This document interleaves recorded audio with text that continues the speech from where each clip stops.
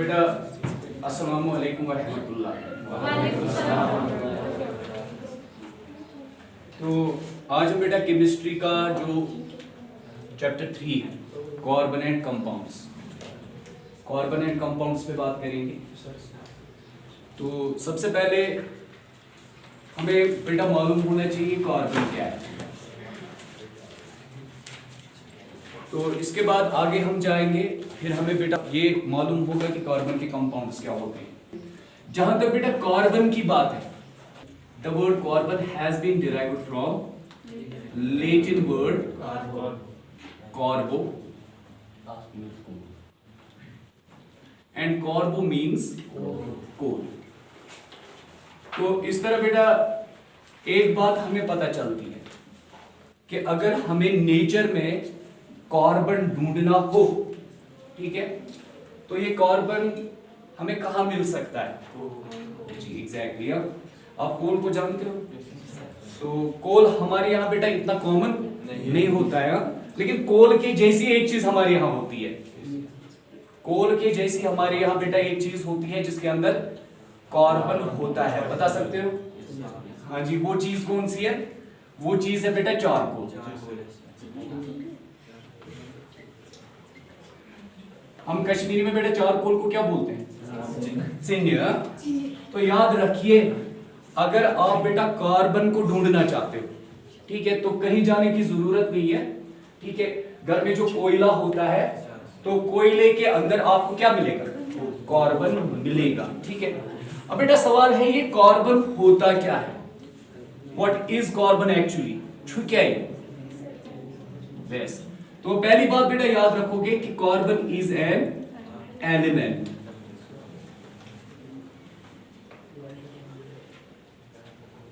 ठीक है, अब फिर से एक सवाल पैदा हुआ। हमने बताया बेटा कि कार्बन एक एलिमेंट होता है। फिर से बेटा सवाल है कि एलिमेंट क्या होता है? जब मैं बोलता हूं कि कार्बन एक एलिमेंट है, तो मेरे कहने का क्या मतलब होता है? ठीक है, तो इसके लिए डेफिनेटली हमें मालूम होना चाहिए कि एलिमेंट खुद क्या होता है। ठीक है कोई आइडिया बेटा एलिमेंट के बारे में आपको? एलिमेंट क्या सब होगा? ठीक है, चलिए अब देखिए हमारी जो सराउंडिंग है, ठीक है, हमारी सराउंडिंग में बेटा हमें बहुत सारी चीजें मिलती है। We have large number of substances around us. ठीक है, तो आप याद रखिए इनमें से कुछ सब्सटेंसेस, जैसे कि अगर हम एक कॉमन सब्सटेंस आयरन की बात करें, अगर गुबरेज के मिश बात करो आयरन, और फिर अगर हम इस आयरन के अंदर चले जाएंगे, ठीक है, तो हमें क्या मिलेगा? हमें आयरन के अंदर पार्टिकल्स मिलेंगे।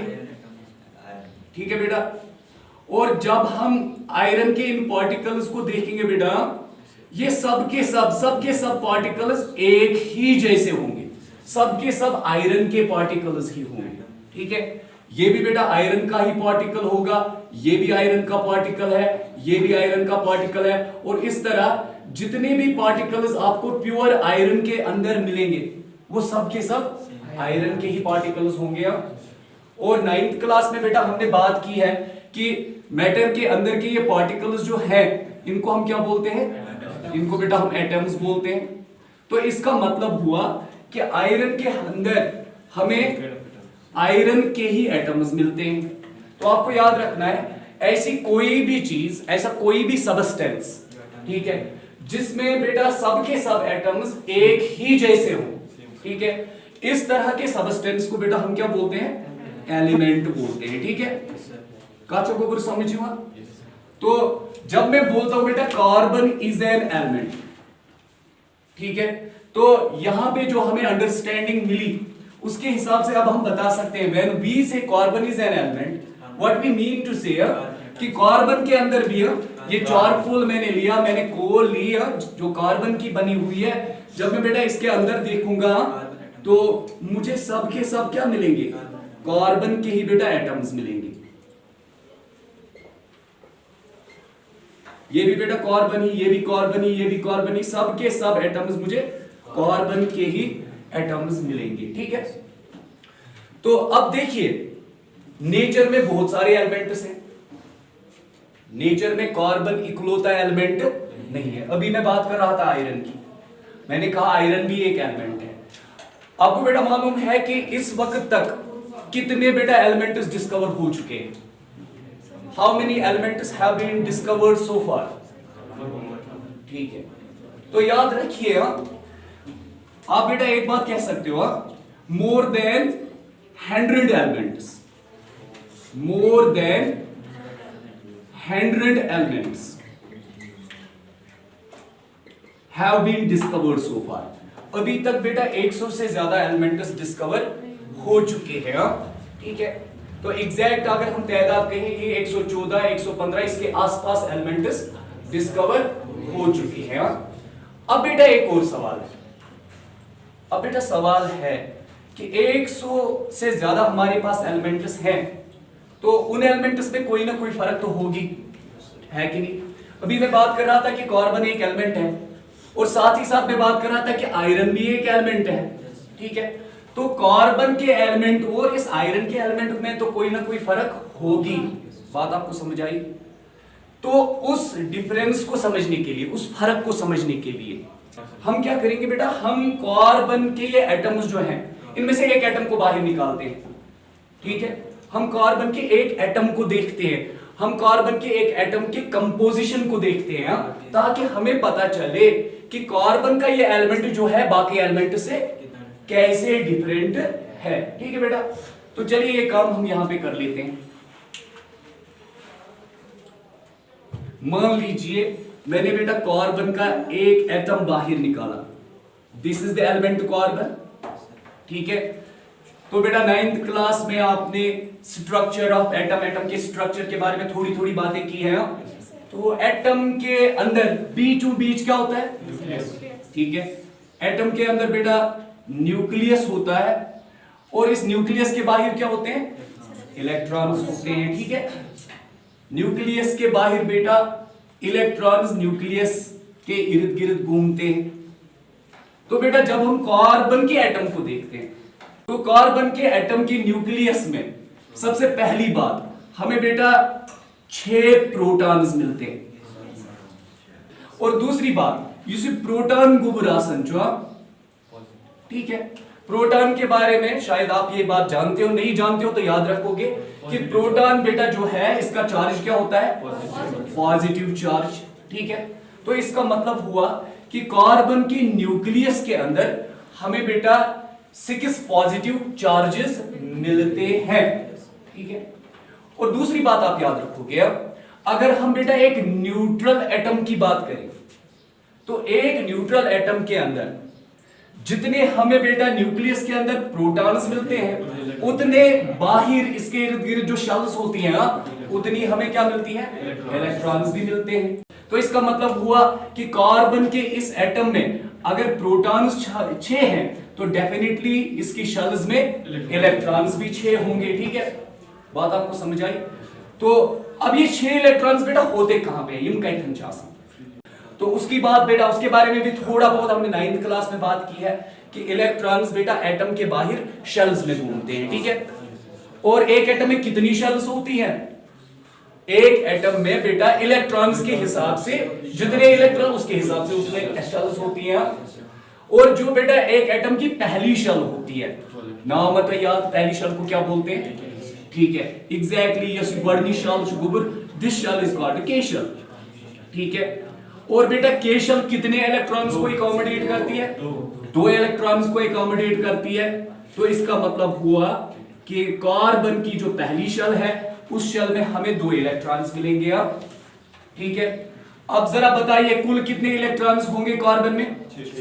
6 होंगे। अब तो अभी कम कितने हैं? 4 है। तो वो कहां चले जाएंगे? वो दूसरी शेल में जाएंगे। ठीक है बेटा, अब ये कार्बन की जो बेटा दूसरी शेल है उसको हम क्या बोलते हैं? एल शेल बोलते हैं। तो एल शेल में बेटा कुल कितने इलेक्ट्रॉन अकोमोडेट होते हैं? एल शेल में, दूसरी शेल में बेटा 8 इलेक्ट्रॉन्स अकोमोडेट होते हैं, लेकिन कार्बन के पास अब बेटा कुल कितने बचते हैं? 4 इलेक्ट्रॉन्स बचते हैं। तो कार्बन की जो एल शेल है उसमें बेटा हमें 4 इलेक्ट्रॉन्स देखने को मिलते हैं। ठीक है, और गेटिंग टू इट, तो देखिए के शेल में बेटा कुल 2 इलेक्ट्रॉन्स आ सकते हैं और कार्बन में भी के शेल में 2 इलेक्ट्रॉन्स है, यानी इसकी पहली वाली शेल कंप्लीट है। अब इसकी बेटा दूसरी शेल जो है एल शेल, इस शेल में कितने कुल इलेक्ट्रॉन्स आ सकते हैं? टोटल इसमें बेटा 8 इलेक्ट्रॉन्स आ सकते हैं, ठीक है। लेकिन कार्बन के पास अब 4 ही इलेक्ट्रॉन्स हैं, तो इसकी दूसरी शेल में 4 इलेक्ट्रॉन्स है, कमी कितने इलेक्ट्रॉन्स की है? 4 इलेक्ट्रॉन्स की है। आगे जाके इसके बारे में हम बात करेंगे, ठीक है, और गेटिंग टू इट। तो फिलहाल आप 2 बातें याद रखेंगे। अब पहली बात कि एक एटम के न्यूक्लियस में जितने पॉजिटिव चार्जेस होते हैं उससे बेटा हम एक एलिमेंट का एटॉमिक नंबर डिफाइन करते हैं। क्या करते हैं? Atomic number. ये पहली बात बेटा याद रखिए।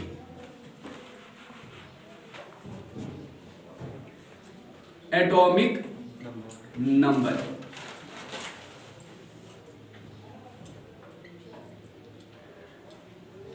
एक बार बेटा फिर मैं बोलता हूं, क्या को एटॉमिक नंबर यूजुअली याद कीजिए। एटॉमिक नंबर इज डिफाइन करन with respect to positive charges inside nucleus.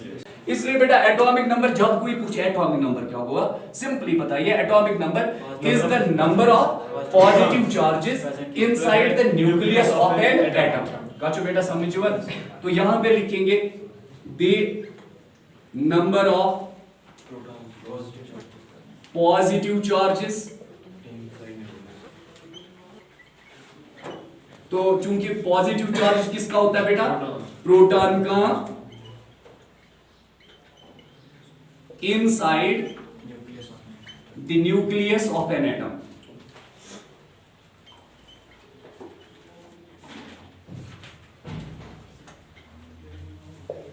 तो इस तरह बताइए बेटा, पहली बात कार्बन एलिमेंट है, ठीक है। अब दूसरी बात कार्बन का एटॉमिक नंबर आप बता सकते हैं, कार्बन का एटॉमिक नंबर क्या होगा? एग्जैक्टली, क्योंकि कार्बन के अंदर बेटा 6 पॉजिटिव चार्ज या 6 प्रोटॉन्स हैं, तो हम ये याद रखेंगे कि कार्बन का एटॉमिक नंबर क्या होता है? 6। और एक और बात बेटा याद रखिए आप, एटॉमिक नंबर को डिनोट करने के लिए, ठीक है, हम कौन सी सिंबल यूज करते हैं? जी, हम बेटा एटॉमिक नंबर को बेटा Z से डिनोट करते हैं। तो कार्बन जो है, कार्बन का एटॉमिक नंबर जो है, ठीक है, तो इसका atomic number that is Z is equal to 6, ठीक है बेटा। ये हुई पहली बात। अब दूसरी बात हमने देखा बेटा कार्बन के बाहर 6 इलेक्ट्रॉन्स भी होते हैं, लेकिन ये इलेक्ट्रॉन्स जो है डिफरेंट शेल्स में डिस्ट्रीब्यूटेड होते हैं। तो यहां पे बेटा एक और टर्म हम इंट्रोड्यूस करते हैं, इलेक्ट्रॉन्स की ये डिस्ट्रीब्यूशन जो है, इलेक्ट्रॉन्स की शेल्स में ये डिस्ट्रीब्यूशन जो है, ठीक है, इसको बेटा हम केमिस्ट्री में, साइंस में बेटा इलेक्ट्रॉनिक कॉन्फ़िगरेशन बोलते हैं, ठीक है, इलेक्ट्रॉनिक कॉन्फ़िगरेशन।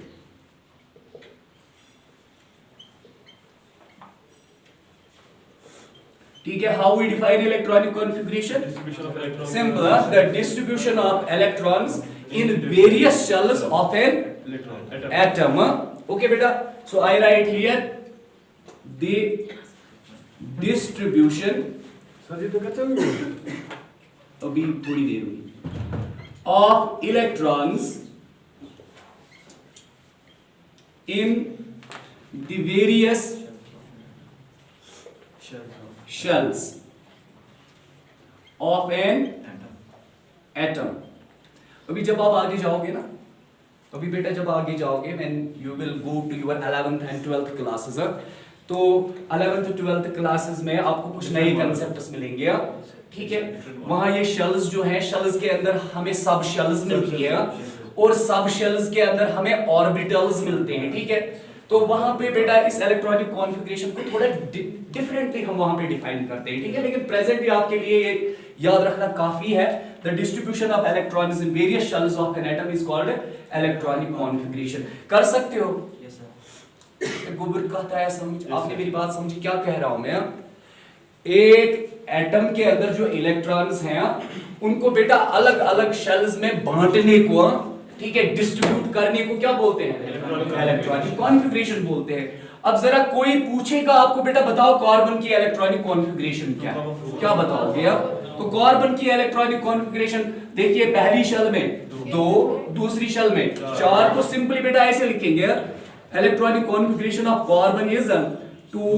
आप एक चीज कर सकते हो यहां पे बेटा, शेल का नाम लिख सकते हो 2 in K shell, okay, and then 4 in L shell. Or getting to it. So electronic configuration of carbon is 2,4. काश बेटा समझ हुआ? अब थोड़ा बेटा आगे जाएंगे अब. Let me go ahead. अभी बेटा दो कंसेप्ट हमने इंट्रोड्यूस किए. पहली बात, carbon is an element, okay. दूसरी बात, atomic number of carbon is 6. अगली बात, the electronic configuration of carbon is 2,4. लेकिन जब बेटा हम अभी इलेक्ट्रॉनिक कॉन्फ़िगरेशन बेटा डिस्कस कर रहे थे ना, तो यहां मैंने कोई एक और बात कही थी. मैंने कहा था कि कार्बन की दूसरी शेल जो है, ठीक है, इसमें बेटा ये शेल 8 इलेक्ट्रॉन्स को एकोमोडेट कर सकती है, लेकिन है कितने इसमें? 4. ठीक है, 4 हैं. कमी कितने इलेक्ट्रॉन्स की है? 4 इलेक्ट्रॉन्स की कमी है. तो आगे जाके आप बेटा देख लोगे, हर कोई एलिमेंट जो है ना, हर कोई एलिमेंट वो बेटा चाहता है कि उसकी जो ये शेल्स है वो कंप्लीट हो जाए. बात आपको समझ आई? आगे जाके ये बात हम सीख लेंगे कि जितने भी एलिमेंट्स हैं वो अपनी शेल्स को क्या करना चाहते हैं? कंप्लीट करना चाहते हैं. मैं हूं बैकग्राउंड में, दिखता हूं. आप इसके बारे में मत सोचो. Don't think about camera in the background. ये तो आपकी जानिब है ही नहीं, ये मेरी जानिब है. साकिब आपको क्या लगता है कितने आइसोटोप्स होते हैं कार्बन के? हाँ, खड़ी हो जाओ.